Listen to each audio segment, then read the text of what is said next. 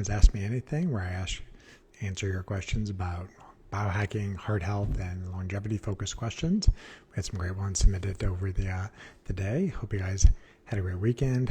I had a little bit of a fun with the falling back circadian rhythm reset. So I know everybody's having a lot of fun with the sun setting by 4 o'clock in St. Louis right now. So do what you can do, and see your sunrises. Try to reset that suprachiasmatic nucleus as soon as you can. So did some forest bathing yesterday out in Forest Park in St. Louis. The trees are sort of changing colors a little bit. I think it was a little bit of a dry year, so we didn't get as bright of colors, but still good time. And just being outside helped really with the circadian disruption of daylight savings time. So hope you guys survived it well, and I'll start answering some of your questions.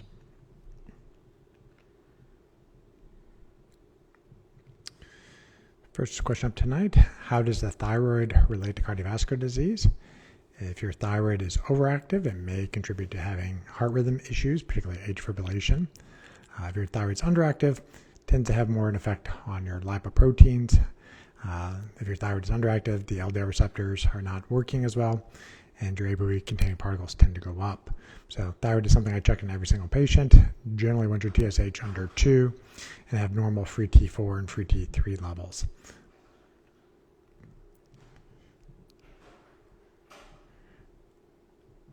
The next question is, does a MTHFR gene mutation affect the cardiovascular health directly? If so, how to treat? So there are 2 MTHFR genes that I'll typically look at, the 677 and the 1298 variant. You can have either one abnormal copy of the 677 or 2 abnormal copies. You can also have 1 or 2 abnormal copies of the 1298 gene. The more mutations you have, the more likely it affects your homocysteine levels. And that's the main thing you're focusing at for cardiovascular health. If you have high homocysteine, it affects your nitric oxide pathways. It lowers it. And if you lower nitric oxide, your arteries may get stiff, and you may raise your blood pressure, may ultimately develop plaque in your arteries if you don't improve the endothelial dysfunction. There's a question: is there a reason that I recommend Neo40 over N101 nitric oxide lozenges? No, I don't necessarily recommend them over it. They're very analogous products. They are both oral dissolving lozenges created by Dr. Nathan Bryan, who I've had the pleasure of meeting at a few events. He initially created the Neo40. He ended up leaving the company that still owns the patent for it, so he had to create another product, and that's what N101 became.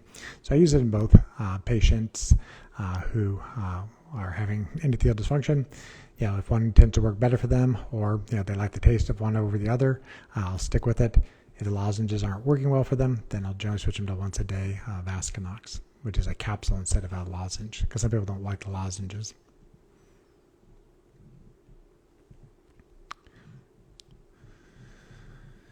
Next question up tonight: a 34-year-old man with an LDL, I believe cholesterol, of 125 and an ApoB. I think there's a number missing because it says ApoB of 11. I suspect maybe it's 101. They're eating healthy, exercising. Should they be on a statin? You would need more information before making that decision, and that's also something I can't one-on-one make recommendations on. But what I would do with one of my patients with lipids that look like that, I would look at the oxidative stress and inflammatory markers. I would test the endothelial function, and then would want to know if there's inflammation in the carotid artery. Generally under 40, I don't tend to do a lot of coronary scans unless the person has a strong family history. But if you have intimal thickening on a carotid scan or evidence of salt plaque, I'd be more aggressive with the lipoproteins. Does it always need to be a statin? No. Some people are more sensitive to statins, particularly those with ApoB mutations, or they have an SLCL1B mutation. So I often do genetic testing before considering starting statins on patients if they're a candidate, or if they say that just can't tolerate them, or there's something they want to try different. There's 3 other classes of FDA-approved medications that can lower cardiovascular events. So I always work with patients and we come up with a plan one-on-one.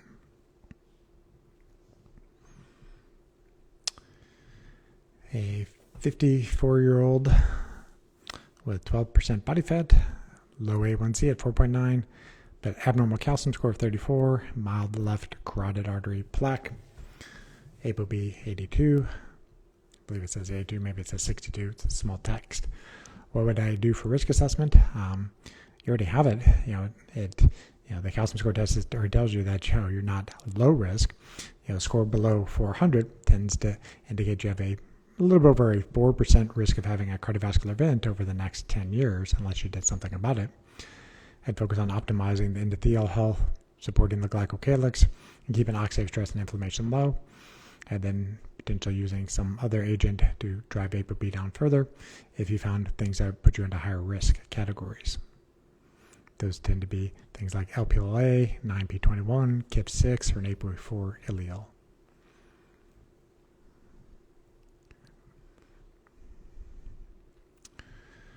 What is the best test to diagnose microvascular disease? If you could only do one, it probably would be the EndoPAT test that I have in my office. It's a non-invasive test that takes 15 minutes that assesses the shear stress over your glycocalyx and how much nitric oxide is released when the stressor is released. The stressor is essentially a blood pressure cuff that's pumped up higher than systolic blood pressure.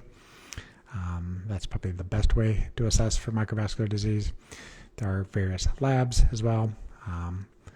Urine microalbumin creatinine, if you're spilling that into your urine, you have microvascular disease.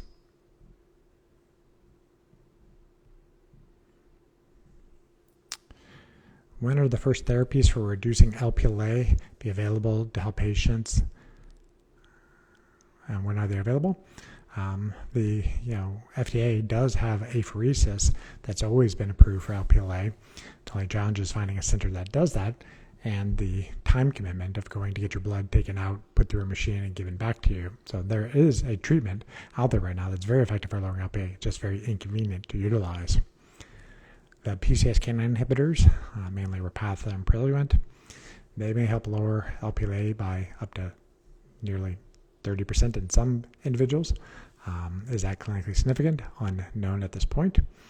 Anybody with high LPA, I'm always looking at, do they have high LPPLA2 activity? That's an enzyme if it's high. LPA is more active. If you have high oxidized phospholipid ApoB, LPA is more active. If you have high interleukin-6 or IL-6, that inflammation causes the liver to produce more LPA particles. So I always look at those to see how likely is LPA actually injuring the arteries. I was at the American College of Cardiology meeting in April of this year, and they were talking about the antisense oligonucleotides and the small interfering RNA molecules. Those are the two classes of medicines that are going to be directed at lowering LPLA by well over 95%. They're in phase 3 trials, meaning they've already been proven that they've been safe, but we're looking at, are they reducing cardiovascular events? Those trials are supposed to have been wrapped up this year, so the drugs usually hit the market within a year of when the trials wrap up. But that being said, typically those drugs are only going to be approved for secondary prevention, meaning you've already had a heart attack, you've had a stent, you've had bypass surgery, you have a stroke. They will likely have those be the patients who initially are started on them. People who have just high LPLA and no cardiovascular events, they may be able to take the medicines, but they're not likely to be covered by insurance if you go by the history of what happened with the PCSK9 inhibitors. Those were first on the market a little over 10 years ago. And before there was any competitors like Nexletol, those medicines were generally over $15,000 a year if insurance didn't cover them. And while there's not been any forward guidance on what the new LPA lowering drugs are going to cost, I would suspect it'll be in that same ballpark of probably $15,000 a year.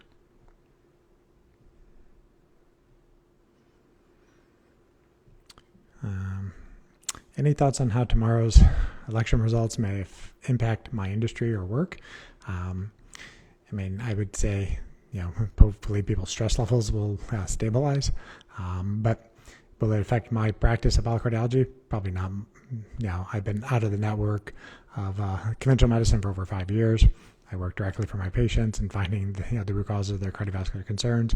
So it's not likely to affect my business. Now, will it affect healthcare in general? Possibly. But honestly, I don't keep up to date with what's going on with the insurance models or the insurance networks or the big hospitals. Those are centralized medicine. I tend to focus on more decentralized networks.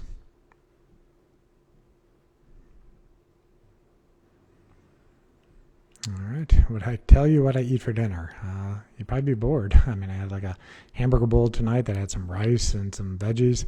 Wondering about my meat to vegetable ratio. I don't track that, but I get well over 90 grams of protein a day. I generally shoot for about 150 grams of protein a day, and try to eat seasonal vegetables. Food is energy, but it's also information to your system, what season it is. So try to eat a seasonally appropriate diet when available. All right. Excellent. So those are the pre-submitted questions. I've seen a few familiar faces and a couple questions pop up in the comments here. Looks like a young woman in her 40s, calcium score 69 in the LAD territory. The nuke stress came out fine. Any other tests I should be doing? If you have a positive calcium score and you're under 45 as a woman, you should suspect that you have lipoprotein(a) or LPL(a) until proven that you don't. But also would look at 9p21, KIF6, and ApoE. Those are the starting points I look at for vascular disease from a genetic etiology. The GB Insight panel has 120 different genes. Sometimes it's due to SCARB, where you have dysfunctional HDL transport, reverse cholesterol transport, I should say. But anytime you have plaque in your arteries, at some point you had endothelial dysfunction. Do you still have it? If you have low nitric oxide, you got to fix that pathway first. Think of your endothelium as a force field. If you keep your force field up, you're less likely to keep laying that plaque down in the arteries. So doing something to look at the nitric oxide pathways, supported if needed, likely support the glycocalyx. There's some various supplements that have been shown to stabilize plaques as well. And then look at the lipoproteins, and generally would want an ApoB at least under 70 and probably ideally under 55 because you're relatively young at this stage with it.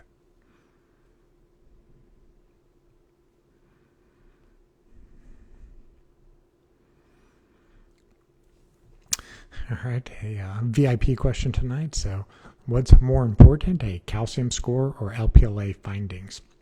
They go hand in hand. The calcium score test just tells you that you have hard plaque in your arteries. It doesn't tell you when it was put there, but the higher your calcium score test, the higher the risk.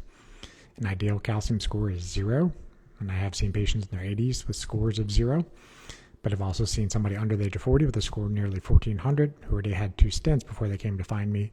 They get to the root cause of why they develop such early vascular disease. In all comers, a calcium score over 400 is considered high risk. A score over 1,000 is very high risk. And I've seen some scores in the 3, 4, 5,000, but the high score I've seen is well over 7,000 to give people a perspective when they're saying that their calcium scores are less than 100. LPL(a) is often found in people who have high calcium scores. LPA doubles or triples the risk for developing plaque in the arteries. LPA is often found in families who have vascular disease, that presents itself in the 40s or 50s, particularly if it's a woman. So I'm always suspecting that when I hear a strong family history of somebody, grandparents died or had heart attacks or strokes in their 40s or 50s, I suspect they have LPL(a) until proven otherwise.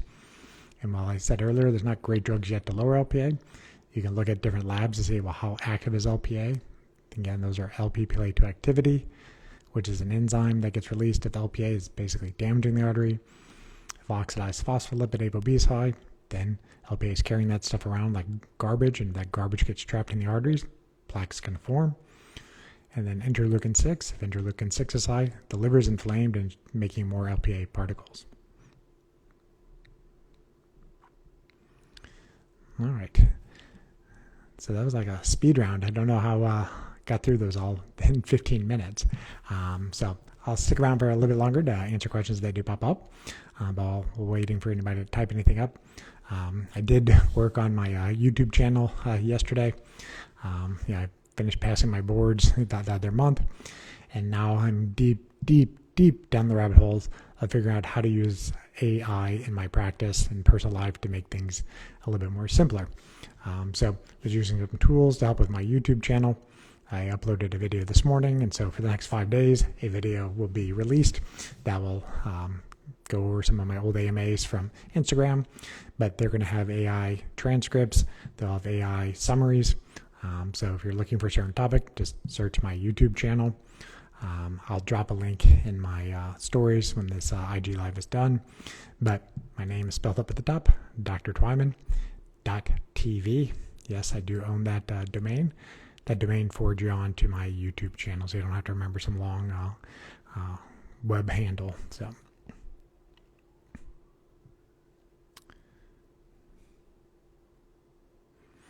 Okay, so somebody says for the person who was the 34-year-old man with an ApoB was 127. So if the calcium score is 0, then I would focus on the endothelial function. If calcium score is above 0, that ApoB should be less than 70 using any tools that can get it down there.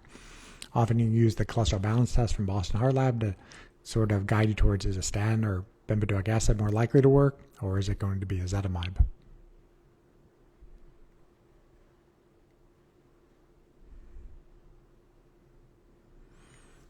All right, so a question, any known link between TRT, which stands for testosterone replacement therapy, and increased cardiovascular risk? There's a link, but there is a lot of gray zones and studies that refute some of those risks, but some of them are going to be potentially increased risk of higher blood pressure. That tends to be more when your red blood cell count gets very elevated and the blood basically becomes more like ketchup, not so much like red wine. If you're prone to sleep apnea, testosterone replacement therapy can worsen sleep apnea, so should likely have a sleep study done if that's a risk factor for you. And it's most cases where you get a baseline of some type of test, blood test or otherwise. Start testosterone replacement therapy with your provider because you have some type of symptom. If the symptom got better and your labs don't significantly become more abnormal and there's no elevation in your blood pressure, you stay the course. But if there's side effects where blood pressure is going up and you don't have other reasons to find it, you may be needing to lower your testosterone replacement dose.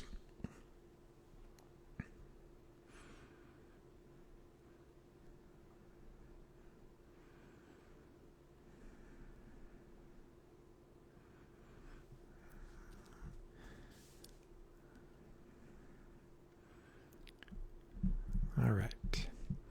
I don't see any other.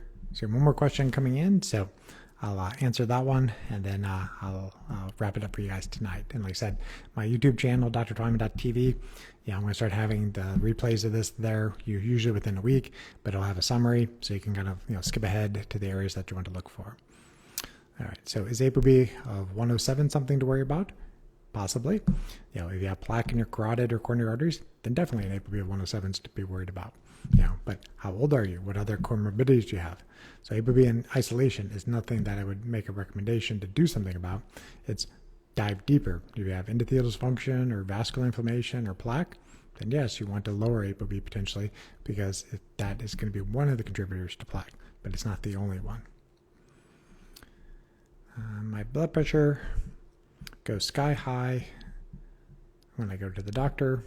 They're on a blood pressure medication, but blood pressure at home is normal. My last blood pressure at the doctor was 205 over 123.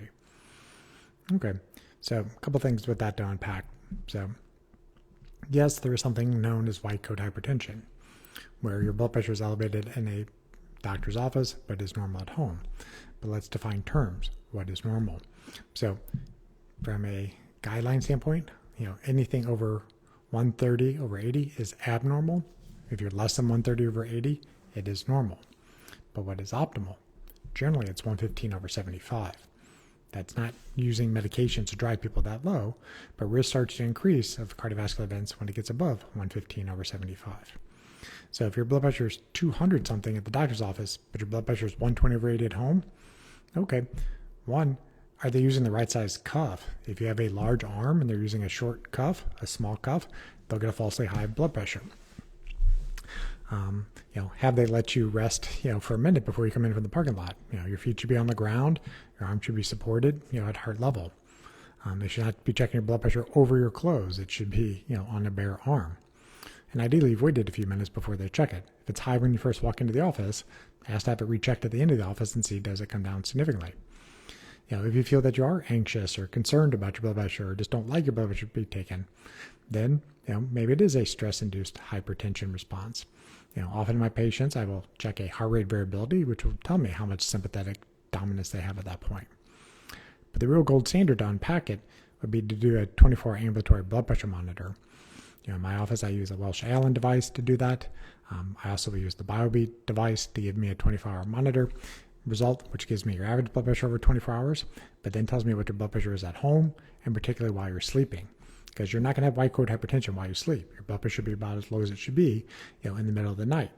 So if your blood pressure is not dipping at nighttime, you got a problem. So needs further workup before you just chalk it off that it's white coat hypertension. Because even if it's just white coat hypertension, where your pressures are high in the office but normal at home, it still increases your risk of heart attack by, it's a relative risk increase, not absolute, but somewhere in the neighborhood of like 20%. So it's not 0%. So, but I often tell patients, like, your blood pressure's up just because you're getting blood pressure taken. It's probably up when you're getting, cut off in traffic, or, you're upset, there's a long line in front of you, at the store. So, think about it as a stress-induced cardiomyopathy, and then maybe you need to, monitor your heart rate variability and do something that helps with managing that. Meditation, deep breathing exercises, yoga, something that looks at biofeedback. If you optimize your sympathetic and parasympathetic tone, sometimes the blood pressure improves.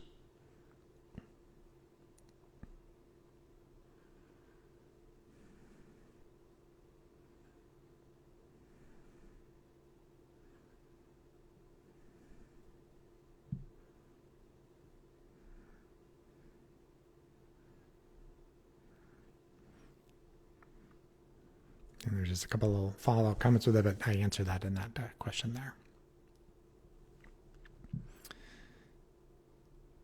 You're very welcome. All right, guys. Well, hope you guys have a great week. Check out my YouTube channel if you haven't before, drtwyman.tv.